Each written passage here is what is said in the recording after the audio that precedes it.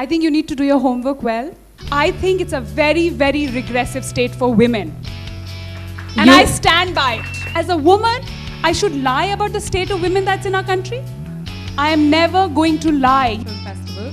So, I believe you gave an interview where you said that India is regressive and depressing.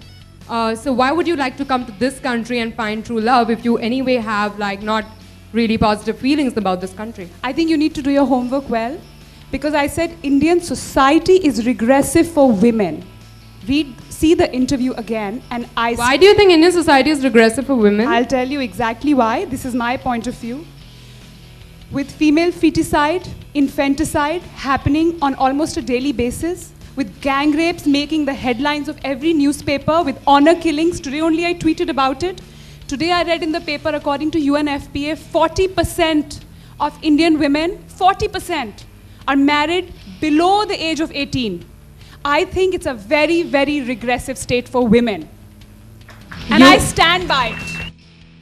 You said you are not happy with the state of affairs in this country. It's regressive and depressing. Can we play my interview right now? So right now, let's play it. My question is that why would you want to find true love in a country you're not happy with? I never said I'm not happy with India. You should correct it as a woman. As a woman, you have to correct it. It's your responsibility. आपने देखा आज मैंने tweet किया. Responsibility. I know what my responsibilities are. I'm supposed to report what is said and the clarifications that people made, which is why I'm asking you this, because what people believe in India is that that's what you said.